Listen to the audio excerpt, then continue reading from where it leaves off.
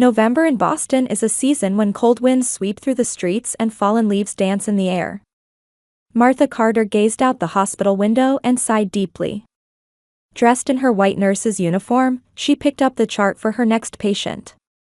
Martha's face had a gentle smile, but there was also a hint of contemplation in her expression. "Thank you so much, Ms. Carter. You saved my son," said a mother who had completed discharge preparations, holding her young boy's hand as she spoke to Martha. Martha immediately brightened her expression and gently stroked the boy's head. "Jimmy, it looks like your fever has gone down. But make sure you take your medicine. Can you promise me that?" The boy nodded emphatically and smiled shyly at Martha. Moments like these were why she loved her job. During her 7 years at St. Mary's Community Hospital, Martha had earned the trust of her patients and the respect of her colleagues. After seeing the mother and child off, Martha checked her watch. 1 more hour until her shift ended. She planned to pick up Jacob from daycare a little early today.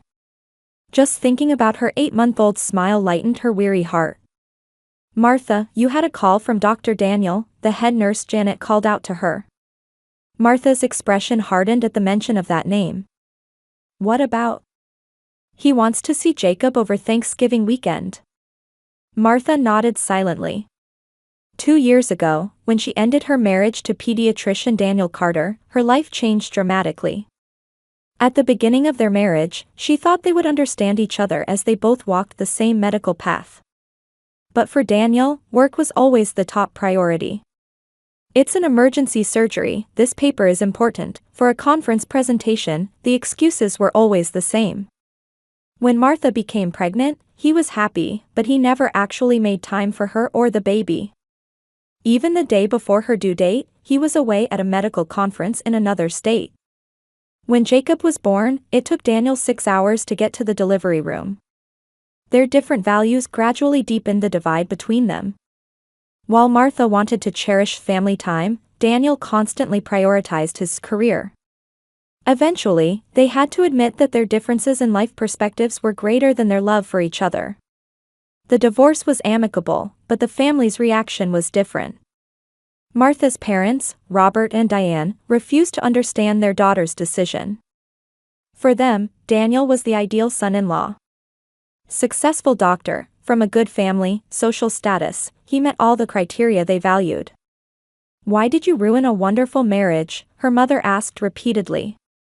Her father didn't say much, but his disappointed gaze was always directed at his daughter. Her brother Greg and his wife Elizabeth also took sides against Martha's decision. Her brother in particular, who was golf buddies with Daniel, openly expressed anger at his sister's selfish choice. After the divorce, family gatherings became painful for Martha. Every time Daniel's name came up, she felt as if she was being blamed. Especially when she started her new life as a single mother, her family's cold attitude became even more pronounced. "How do you plan to raise a child as a single mother? Jacob needs a father. You might still be able to work things out if you talk to Daniel." Even so, Martha didn't regret her choice. She maintained her attitude of living independently and positively. When she finished her shift and picked up Jacob from daycare, Martha's heart felt a little lighter. Looking at her son's innocent smile and bright eyes made all the hardships feel worthwhile. Back at her apartment, while feeding her son dinner, she thought about Thanksgiving next week. Her parents invited the whole family to Thanksgiving dinner every year. She didn't attend last year, but this year would be different. Martha planned to bring Jacob. And though she hadn't told her family, she had also prepared a special surprise. Under her bed was a large envelope hidden away. Part of what she had received from Daniel after the divorce. It was meant to be a special gift for her family. Martha held her son and thought about that envelope, smiling quietly. "Tomorrow will be a special day, Jacob," she whispered, kissing her son's soft cheek. In her heart, she felt conflicted between wanting to repair her relationship with her family and wanting to maintain her dignity. Thanksgiving morning, warm light streamed into Martha's apartment. The scent of rosemary wafted through the room from the herb pot by the window. Martha had risen early for this special day. "You slept well," Jacob," she said, lifting her son from the bed. The feel of Jacob's soft hair against her fingers filled Martha's heart with warmth. His big blue eyes resembled his father Daniel's. "Today we're going to see Grandma and Grandpa," Martha spoke cheerfully, though Jacob probably couldn't understand. From the closet, she took out a new dress purchased last month. Made of deep red velvet fabric with an elegant collar design that beautifully showcased her neckline. Standing before the mirror, putting on the dress, Martha felt a mixture of anxiety and anticipation. Thanksgiving with family after 2 years. She had planned for weeks for this day. A large envelope on the dining table contained a special gift for her family. She had also prepared a homemade pumpkin pie. As her mother always said, homemade food is the key to opening hearts. Holding Jacob, she prepared to leave the apartment. The baby bag was packed with diapers, a change of clothes, milk, and her son's favorite stuffed animal. Finally, she picked up the envelope and checked its contents once more. This might change everything, she whispered to herself. Her parents' house was in a quiet suburban neighborhood outside Boston. The house where Martha grew up. The 2-story brick house was purchased with her father's retirement money. Her brother Greg's family would also be gathering there today. Parking in front of her parents' house, Martha took a deep breath. Jacob was asleep in his car seat in the back. She gently lifted him up and struggled to balance him while carrying the envelope and pumpkin pie in one hand as she walked along the garden path. Old trees swayed in the wind, and fallen leaves rustled beneath her feet. Vivid memories of her childhood playing in this garden came flooding back. Climbing trees with her father, baking cookies with her mother, playing tag with her brother on summer evenings. Each precious memory wrapped around her heart with warmth. As she approached the entrance, the sounds of laughter and the aroma of cooking wafted from the house. Martha's tension eased a little. The light shining from the windows gave a sense of comfort. But when she reached the doorstep, Martha's feet froze. A small handwritten sign was hanging on the door. Martha stared at it in disbelief. The sign read in awkward handwriting. "Family dinner, no single mothers allowed." At first, she thought it was a bad joke. Surely someone's prank. But the sound of her family's laughter from beyond the window denied that. The scene visible through the window, her father reading a newspaper by the fireplace, her mother bustling around the kitchen, her brother and sister-in-law sitting on the sofa with their children. It looked like a perfect family portrait. The only thing missing from that picture was Martha and Jacob. She felt her face grow hot. Humiliation, anger, and above all, a deep sadness washed over her. Jacob stirred in her arms, beginning to wake up. The baby's innocent expression was in stark contrast to this cruel situation. "Mommy's here." "It's okay," she whispered in a trembling voice as she stood frozen. Should she knock on the door or just leave? Various thoughts raced through her mind. In the light spilling from the window, Martha saw her shadow on the ground. The shadow of a woman and a small baby. It looked lonely, yet somehow strong. In that moment, something was decided within her. Slowly taking out the envelope, she added a note. "I thought we could be a real family. This is my last gift." And quietly, she placed it on the doormat. The homemade pumpkin pie beside it. Holding Jacob gently, Martha turned on her heel. Without looking back, she walked down the garden path.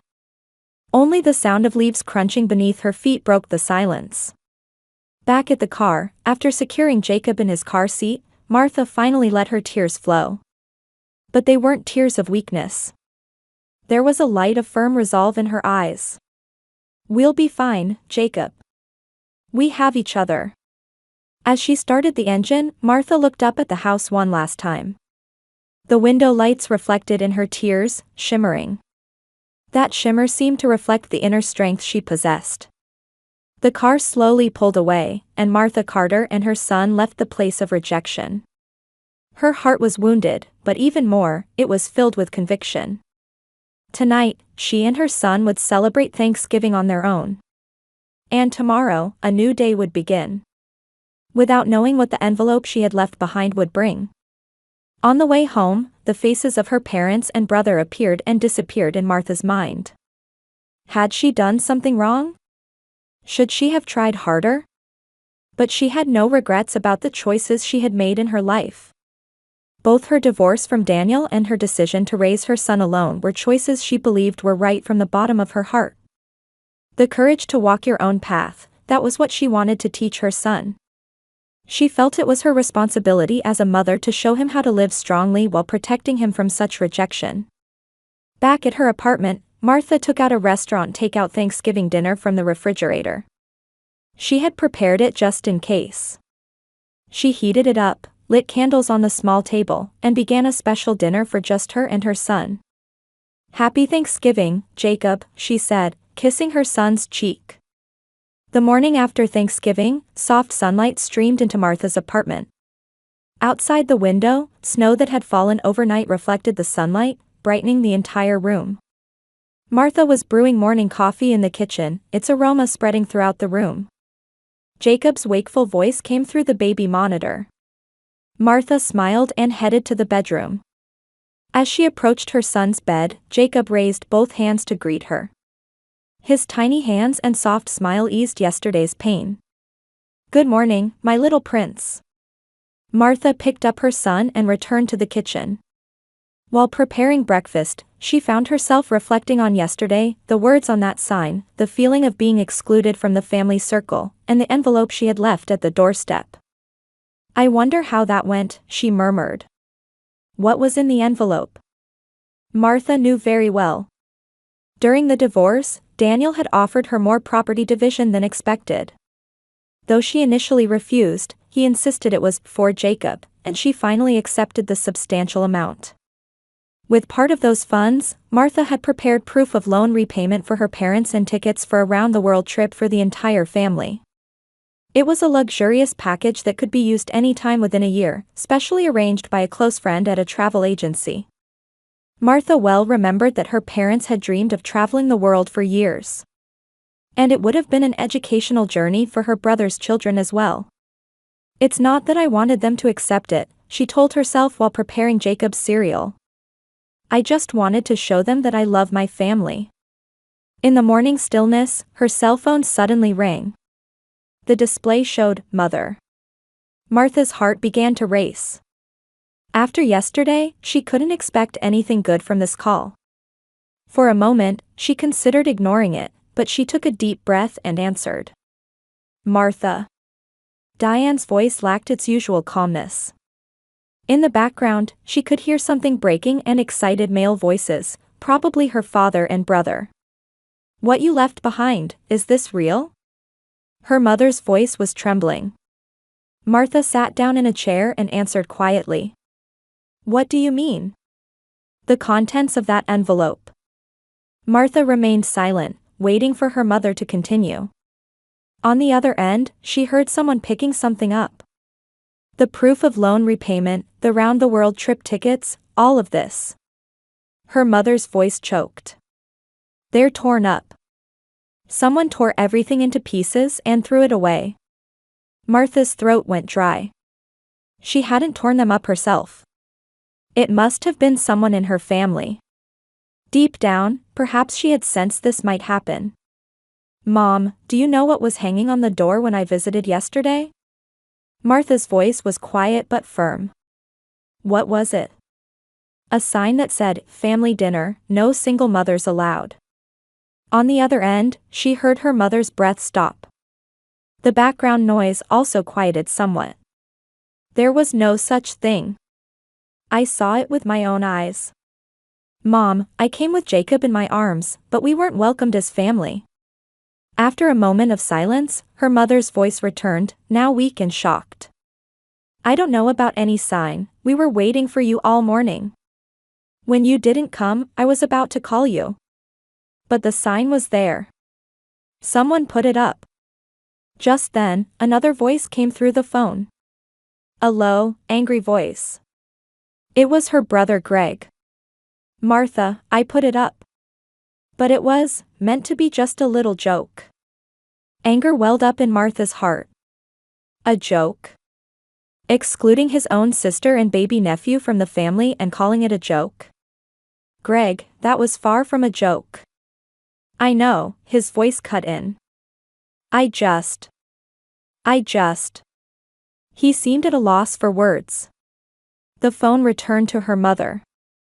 Martha, we didn't know anything. When you didn't come, everyone was worried.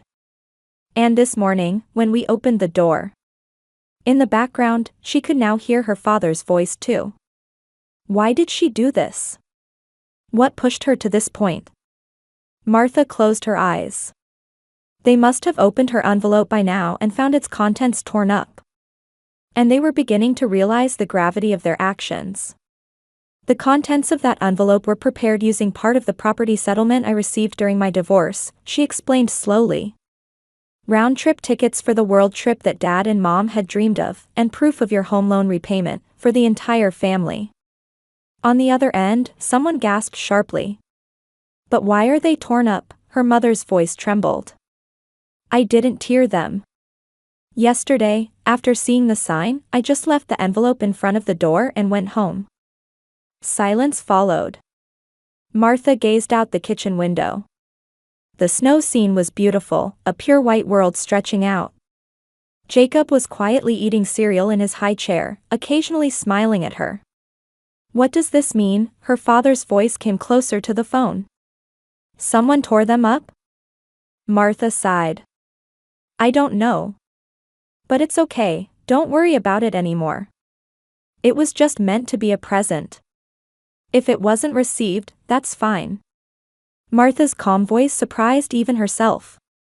Yesterday's pain was still in her heart, but this morning somehow felt different. The fact that the envelope's contents had been torn up gave her a sort of liberation. No more expectations or attachments. Just accepting reality. Martha. Her mother's voice came back. We. She was struggling for words. Mom, it's okay. Jacob and I are doing fine. Don't worry about us. From the other end of the phone, her brother's voice could now be heard. Martha, I shouldn't have put up that sign. It was meant to be a stupid joke. But nobody laughed. Mom and Dad were looking forward to seeing you. Greg's voice was tinged with regret. But Martha's heart had already crossed a line. Greg, you've been criticizing me for becoming a single mother all along. You took Daniel's side and blamed me. Wasn't that sign your true feelings? Silence continued on the other end. She could hear her father's low voice asking, Son, is this true? I just. Greg's words trailed off. Martha took a deep breath. Everyone, listen. I love you all. I prepared those gifts with that in mind. But if you can't accept my choices or my way of life, that's fine too. Jacob and I will just walk our own path.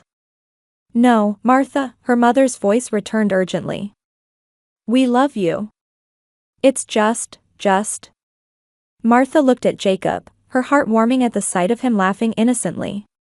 Mom, I understand what you're trying to say. But now, actions are needed more than words. After hanging up the phone, Martha let out a deep sigh. The burden she had carried for years felt a little lighter. She picked up her son and pointed to the pure white world visible from the window. Look, Jacob. A new day is beginning. The afternoon stillness enveloped Martha's apartment. After spending the morning with Jacob in the snow-covered park, Martha had put her son down for a nap and was sitting in a small chair by the window. In her hands was an unfinished knitting project, a small sweater she was making for Jacob. She found peace in the feel of the yarn and the rhythmic movement of the knitting needles. Several hours had passed since the morning phone call. There had been no contact from her family since then. Martha wondered if her words had been too harsh. But at the same time, she felt there was no going back. For years, she had tried to meet her family's expectations. Now, she was finally living her own life. The knitting needles paused. Looking outside, she saw that it had begun to snow again. White crystals danced down from the sky, wrapping the entire city in a quiet white blanket.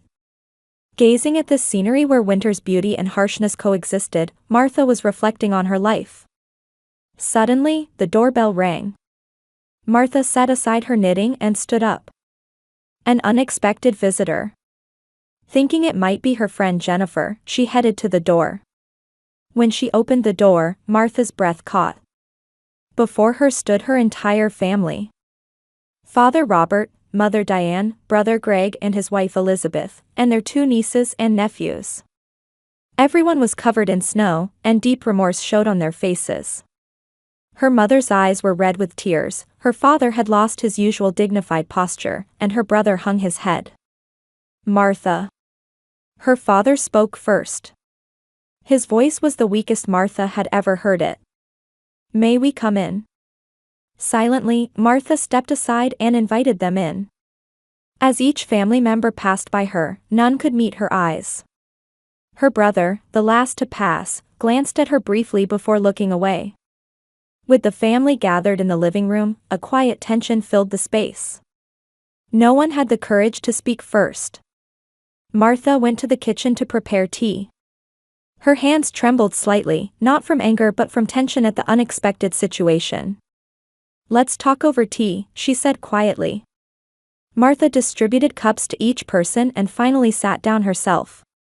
Why couldn't you think of me as family? Martha's quiet question broke the room's silence. It wasn't an accusation, but a genuine question. Her father took a deep breath and slowly began. Martha, I was wrong.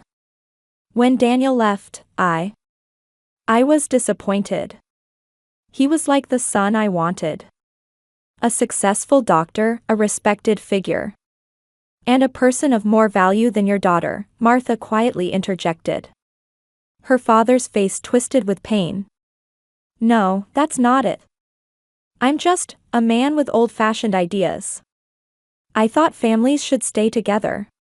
When you chose to leave him, I felt it as a personal defeat. Your defeat? When it's my life. Yes, that was the mistake, her father bowed his head. I was imposing my values on you. I should have respected your choices. Her mother spoke next. Her voice trembled with tears. Martha, I failed to protect you. When Greg put up that sign, I should have stopped him.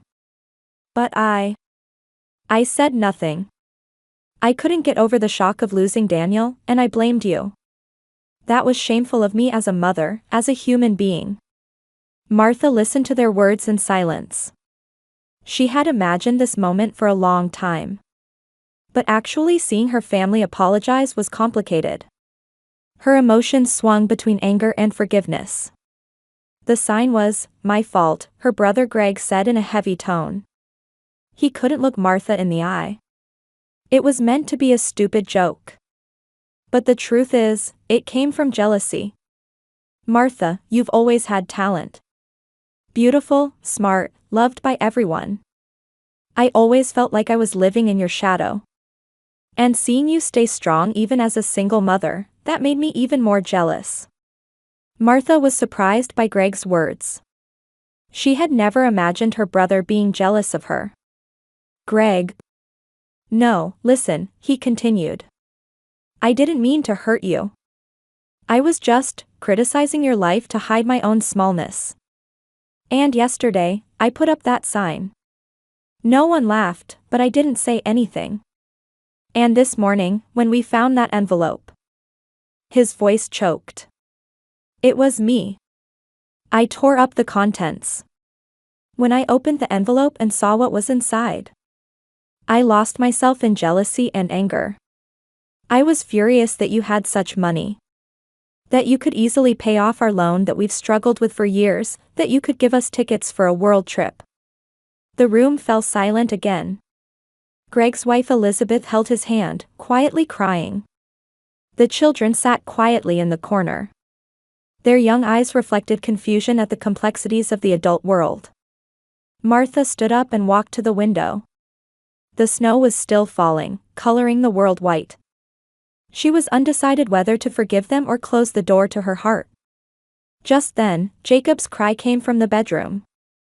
He seemed to have woken from his nap. Martha immediately went to him and soon returned with her son in her arms. Jacob's presence changed the atmosphere in the room. His innocent smile lightened the heavy air somewhat. He looked around the room at the strangers with curious eyes and suddenly laughed in a bright voice. Holding Jacob, Martha surveyed her family. "This is my son, Jacob. Your grandson and nephew. He will need family love many times in the future." For the first time, a light of hope appeared on her parents' faces. Her mother reached out and said in a trembling voice, "May I hold him?" Martha hesitated for a moment but slowly handed Jacob to her mother. Diane held her grandson for the first time, and tears welled up. Such a beautiful child. Her father also approached and gently held his grandson's tiny hand. "Martha, will you give us a chance to know him? And a chance to know you again?" Martha took a deep breath. Various emotions swirled in her heart. But seeing her son smiling happily in his grandmother's arms, she made her decision. "You tore up the presents, but you cannot tear up my heart," she said quietly. "We need to have many conversations. It will take time to rebuild trust. But for Jacob's sake, for my sake, and for the whole family's sake, I think it's worth the effort." A quiet sense of relief spread through the room. It wasn't complete reconciliation, but the possibility of a new beginning. Greg stood up and approached his sister. "Martha, I'm really sorry. From now on, I want to support you and Jacob as a brother." Martha nodded slightly. "Show me with actions, not just words." Outside the window, the snow had stopped, and thin sunlight began to shine. Light reflected off the silver world, filling the room with a warm glow. Martha stood in that light, watching her family interact with her son. She knew today wouldn't solve all their problems. But it was the beginning of a new path. A year later, Boston was once again wrapped in the bustle of Thanksgiving. From Martha's apartment window, colorful autumn leaves were visible, signaling the changing seasons. The sweet aroma of pumpkin pie wafted from the kitchen, and small footsteps ran around the living room floor. "Jacob, if you run like that, you'll fall," Martha called to her son with a laugh. At a year and a half, Jacob had recently learned to walk and was exploring the room with a joy-filled face. His bright laughter breathed new life into this apartment. The doorbell rang, and Martha wiped her hands as she headed to the door. When she opened it, her parents' smiling faces greeted her. "Mom, Dad, welcome." Diane embraced Martha, and Robert gently placed his hand on his daughter's shoulder. Behind them stood Greg. "Alone? Where's Elizabeth?" Martha asked. Greg's expression clouded slightly. "She couldn't come. We're separated."